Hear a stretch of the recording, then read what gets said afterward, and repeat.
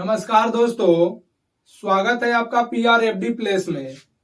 आज हम class 12th का चैप्टर नंबर 2 वीडियो नंबर 11 में देखेंगे राउल्ट का नियम, जिसे राउल्ट्स लॉ कहते हैं। राउल्ट का नियम, यहाँ पे राउल्ट जो है यह एक वैज्ञानिक का नाम है और इनके द्वारा एक नियम दिया गया है जिसे हम कहते हैं राउल्ट का नियम। वह नियम क्या है? देखिए, राउल्ट ने विभिन्न प्रयोगों के बाद सन 1886 ईस्वी में इन्होंने वाष्पशील घटक के आंशिक दाब और मोल अंश के बीच एक संबंध दिए जिसे हम कहते हैं राउल्ट का नियम। देखिए, हम लिख रहे हैं इसे बोर्ड पर, इन्होंने क्या नियम दिए तो देखिएगा आप लोग। लिखेंगे सन 1886 ईस्वी में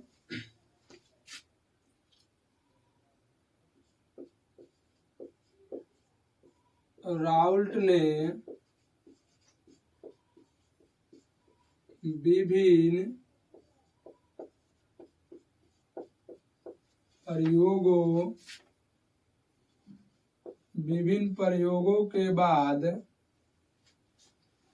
विभिन्न प्रयोगों के बाद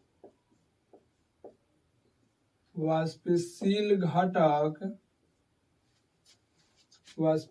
घटक के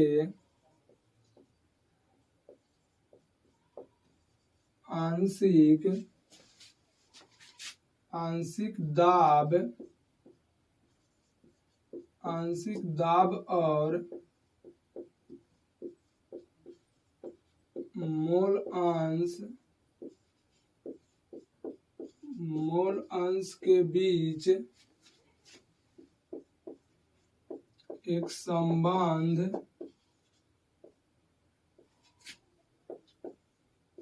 दिए जिसे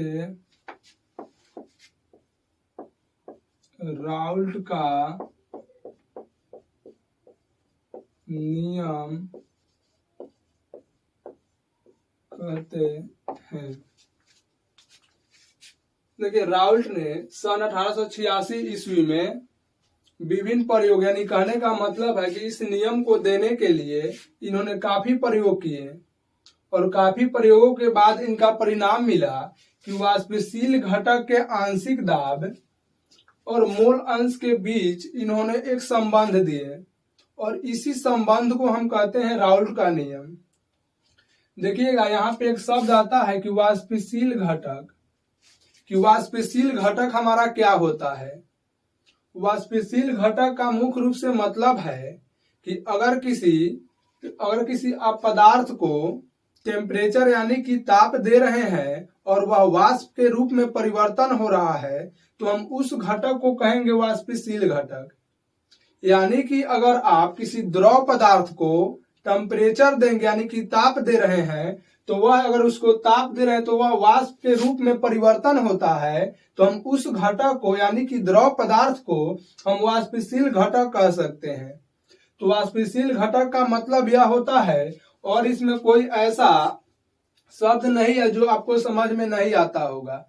लगभग देखिए यही एक शब्द था कि वाष्पशील घटक का मतलब क्या होगा, तो इसको हम बता दिए कि वाष्पशील घटक का मतलब होता है कि अगर किसी द्रव पदार्थ को अगर आप टेम्परेचर यानी कि ताप दे रहे हैं तो वह वाष्प में परिवर्तन होता है, तो हम उस घटक को यानी कि उस पदार्थ को या उस अवयव को हम कहते हैं वाष्पशील घटक या वाष्पशील अवयव। देखिए, राउल्ट ने जो संबंध दिए थे वाष्पशील घटक के आंशिक दाब और मोल अंश के बीच, तो वह संबंध क्या था, तो उस संबंध को अभी हम बोर्ड पर लिख रहे हैं, आप देखिएगा। वह संबंध आपका था निश्चित ताप पर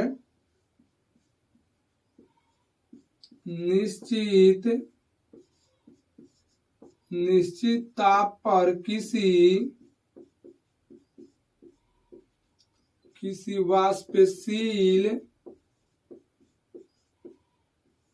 किसी वाष्पशील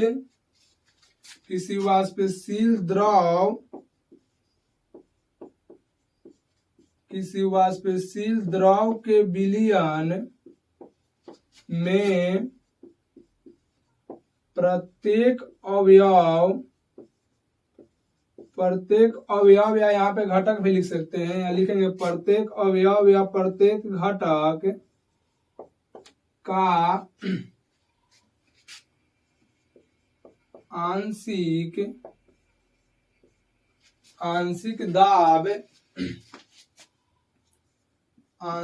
दाब मोल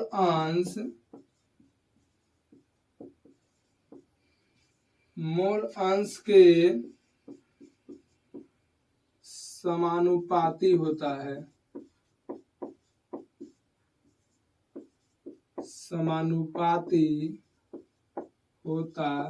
है। देखिए यहाँ पे कह रहा है कि वाष्पशील घटक, राउल्ट ने देखिए बताया कि वाष्पशील घटक और मोल अंश के बीच उन्होंने एक संबंध दिया।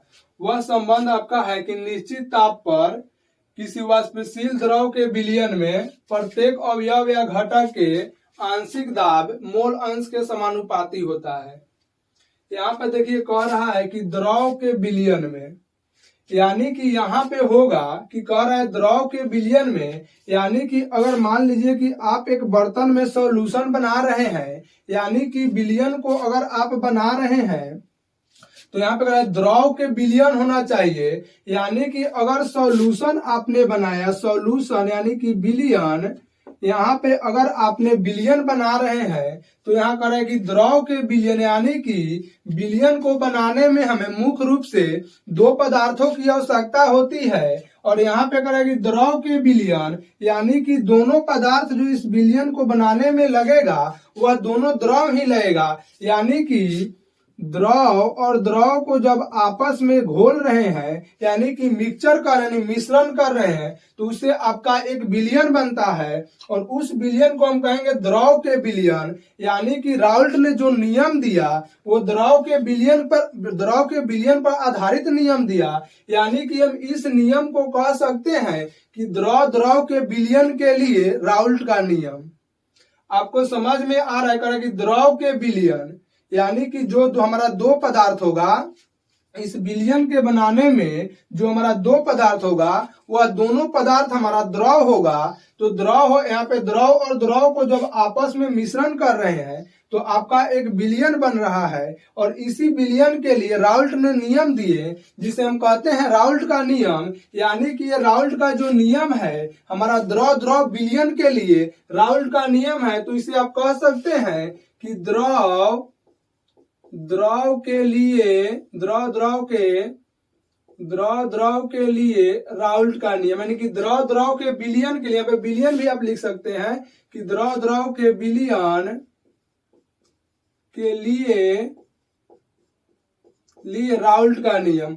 अगर आपसे अब कोई प्रश्न करेगा कि द्रव के विलयन के लिए राउल्ट का नियम का मतलब क्या होता है, तो आप अब बता सकते हैं कि राउल्ट ने जो नियम दिए थे वह विलयन जो बन रहा था उसमें दोनों पदार्थ यानी कि दोनों अवयव द्रव ही मिलकर हमारा एक सॉल्यूशन बना रहा था। और इसी सॉल्यूशन के लिए राउल्ट ने एक नियम दिए जिसे हम कहते हैं द्रव के विलयन के लिए राउल्ट का नियम। तो देखिए यहाँ पे कह रहा है, इसका जो परिभाषा है कि निश्चित ताप पर किसी वाष्पशील द्रव के विलयन में प्रत्येक अवयव का आंशिक दाब जो होगा, यानी कि यहाँ पे अगर एक लाइन हम लिखना चाहते हैं तो थोड़ा सा आप लोग बोर्ड पर समझिएगा। मान लीजिए एक बर्तन है और इसमें द्रव है और दूसरा भी हमारा द्रव पदार्थ है और उससे एक विलयन बन रहा है। तो आप जानते हैं कि इस विलयन को बनाने में एक हमारा ऐसा पदार्थ होता है जो अधिक मात्रा में होता है और दूसरा जो हमारा होता है वह कम मात्रा में होता है। और जो पदार्थ कम मात्रा में होता है उसे हम विलेय कहते हैं और जो अधिक मात्रा में होता है वो विलायक, उसे विलायक हम कहते हैं। यानी कि मान लीजिए कि यह जो हमारा द्रव है, जैसे एग्जाम्पल के तौर पे अगर पानी और एल्कोहल का मिश्रण लेंगे, एल्कोहल, तो उससे आपका एक सॉल्यूशन बनेगा। तो देखिएगा पानी जो हमारा होता है अधिक मात्रा में होता है, यानी कि यह द्रव हमारा ए है यानी विलायक है, और यह जो हमारा बी है, और विलयन जो होता है हम उसे टी से सूचित करते हैं तो टी लिख देंगे।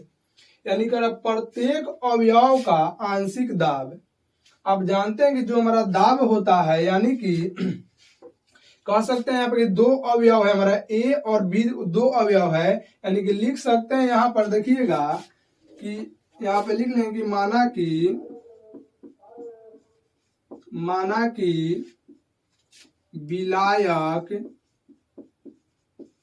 विलायक यानी कि ए का आंशिक दाब बराबर आपका हो जाएगा पी ए, यानी कि विलायक का आपका आंशिक दाब हो गया। यही अगर विलेय का देखेंगे तो लिखेंगे यहाँ पर कि माना कि विलेय बी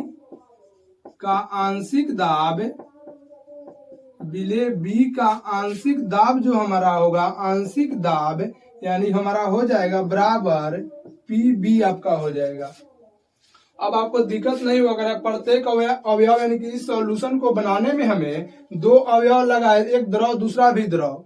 तो द्रव ए के लिए यहाँ पे ये विलायक यानी विलायक का आंशिक दाब, तो पी यानी ए का मतलब होता है विलायक और पी का मतलब होता है दाब, यानी विलायक का आंशिक दाब, बी का मतलब का होता है विलेय और पी का मतलब आंशिक दाब यानी कि विलेय का आंशिक दाब।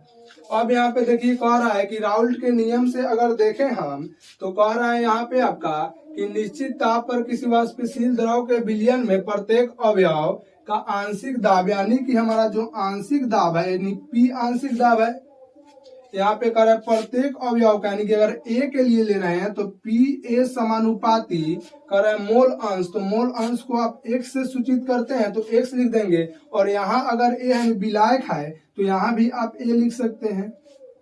यानी कि देखिए पी ए समानुपाती एक्स ए हो रहा है, तो आप लिख सकते हैं कि पी ए, तो पी ए समानुपाती के चिन्ह हटाएंगे तो हमारा बराबर आएगा, और यहाँ पे एक नियतांक यानी कि P naught A into x A आएगा। पी नॉट ए जो हमारा लिख लेंगे यहाँ पर कि जहां हमारा पी नॉट ए जो हमारा है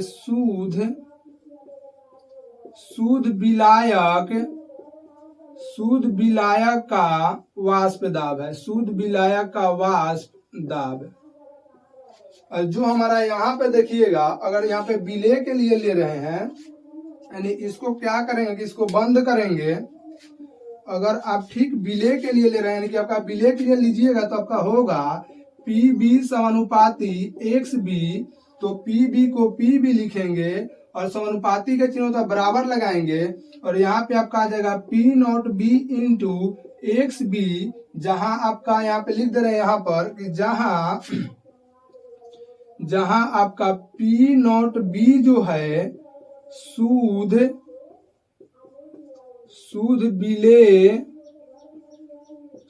विलेय का वाष्प दाब है, शुद्ध विलेय का वाष्प दाब। देखिए आपको इतना में कहीं कठिनाई नहीं है, इसे हम मिटाकर थोड़ा एक और जो हमारा बात है उसको लिख रहे हैं। देखिएगा बोर्ड पर कह रहा है देखिए कि पी यानी विलायक का अगर वाष्प दाब देखेंगे तो उसके लिए आपका इतना होगा, विलेय का देखेंगे तो इतना होगा। अगर आप कुल वाष्प दाब को देख रहे हैं, कुल वाष्प दाब, तो आपका कुल वाष्प दाब जो होगा यानी कि P बराबर आपका हो जाएगा P A plus P B.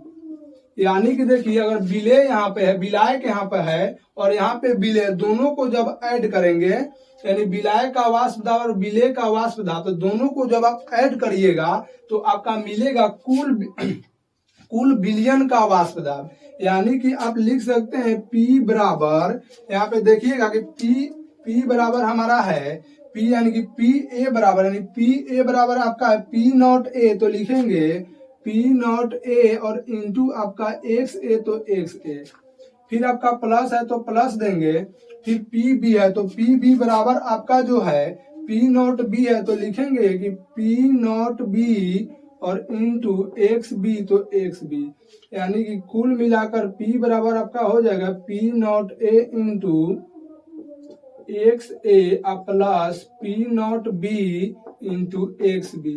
इसे आप बंद करेंगे।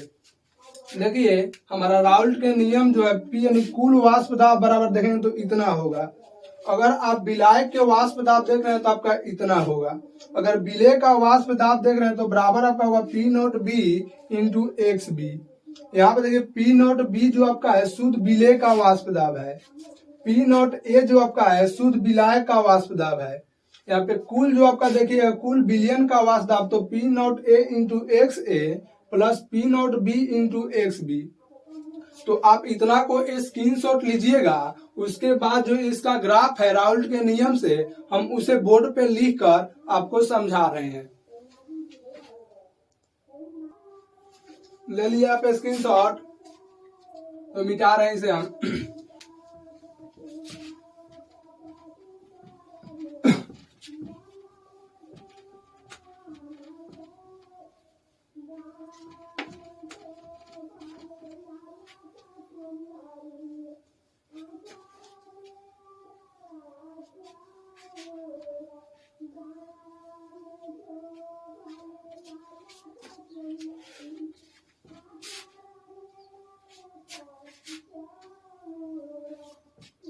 देखिए जो इसका ग्राफ है उसे हम बोर्ड पे बना रहे हैं, उसके बाद आपको समझाएंगे।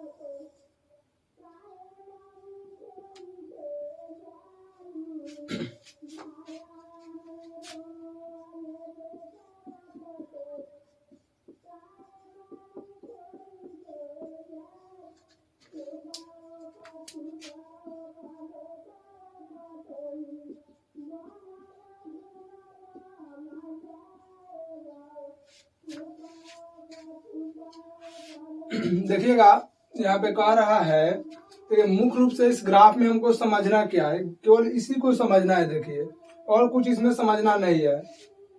कह रहा है यहाँ पर देखिए यहाँ पे जो हमारा है, सॉरी गलती लिखा गया, पी ए लिखा है, यहाँ पे लिखेंगे एक्स ए और यहाँ पे एक्स बी, यहाँ पर भी आपका एक्स होगा, यहाँ पे एक्स होगा। देखिए मुख्य रूप से हमें इस ग्राफ में समझना क्या है। तो ये कह रहा है कि एक्स ए यानी कि देखिए ये जो हमारा है एक्स अक्ष है और ये हमारा वाई अक्ष है। यहाँ पर देखिएगा एक्स अक्ष में जो हमारा एक्स ए दिया हुआ है, कह रहा है कि एक से अगर इस साइड जा रहा है तो आपका देखिए एक्स यानी विलायक का जो मोल अंश आपका है, यहाँ पे जाते जाते यहाँ पे आपका 0 हो जा रहा है, यानी कि घट रहा है। लेकिन यहाँ पे देखिए विलेय का जो मोल अंश आपका 0 है और यहाँ तक जाते जाते यहाँ पे आपका हो जा रहा है, यहाँ पे आपका हो जाएगा 1 हो जाएगा। यहाँ पर देखिए गलती लिखा गया, यहाँ पे 1 हो जाएगा। यानी कि देखिए इसमें मुख्य रूप से जो हमारा बात है समझना जो है, वहां पे देखिए है कह रहा है कि एक्स ए जो हमारा है 1 है। तो आप जानते हैं कि यहाँ पे दिया हुआ है मोल अंश, यानी कि मोल अंश जब 1 हो रहा है विलायक का तो विलेय का 0 हो जा रहा है। यहाँ पर देखिए विलय का जब मोल अंश 0 हो रहा है यानी कि 0 हो रहा है तो विलय का आपका 1 हो जा रहा है। यानी देखिए यहाँ पर कि यहाँ पे आपका 0 है तो 0 जब देखिए यहाँ पे 1 रह रहा है तो यहाँ पे देखिए 1 से घट के आपका 0 हो जा रहा है। यानी कि देखिए आपका 1 से यह घट कर आपका 0 आ गया, यानी कि यहाँ पे आपका 0 आ जा रहा है। और ये देखिए जो आपका है यानी कि 0 से देखिए यहाँ पे 1 हो जा रहा है तो देखिए यहाँ से 0 से बढ़कर आपका यहाँ पे 1 हो जा रहा है। यानी कि जो विलय का आपका मोल अंश है 0 से बढ़कर, यानी देखिए यहाँ से 0 से आपका बढ़कर यहाँ तक 1 हो जा रहा है। लेकिन जो विलायक का आपका है यहाँ से देखिए 1 से जो हमारा है यानी कि 1 यहाँ पे अधिकतम है तो 1 से घटकर आपका यहाँ पे 0 हो जा रहा है। अगर आप टोटल अगर निकालना चाहते हैं कि हमारा कुल बिलियन का जो हमारा वाष्प दाब है वह क्या होगा, तो देखिए इसको और इसको जब मिलाएंगे आप तो यानी कि P बराबर आपका होगा PA प्लस PB तो PB। देखिए अभी हम आपको बताए हैं कि अगर आप लिखना चाहते हैं P बराबर यानी कि P टोटल बराबर अगर आप लिखना चाहते हैं तो PA बराबर लिखते हैं P naught A into x A, अब प्लस है तो प्लस देंगे। PB के स्थान पर आप लिखते हैं P naught B into x b तो एक्स बी, यहाँ पे लिख लेंगे। यानी कि कुल अगर वाष्प दाब को देखना चाहते हैं यानी कि देखेंगे तो हमारा ये होता है। तो देखिए आज का जो हमारा वीडियो है यहीं पे समाप्त होगा, तो आप इसे स्क्रीनशॉट लीजिएगा। अगर इस टॉपिक में आपको अगर कहीं समस्या होता है तो कमेंट बॉक्स में जरूर लिखें कि हमको यहाँ पे समस्या है, तो हम उस टॉपिक को फिर से चर्चा करेंगे, यानी कि फिर से हम उस टॉपिक को पढ़ाएंगे। तो आज का हमारा जो वीडियो है यहीं पे समाप्त होता है।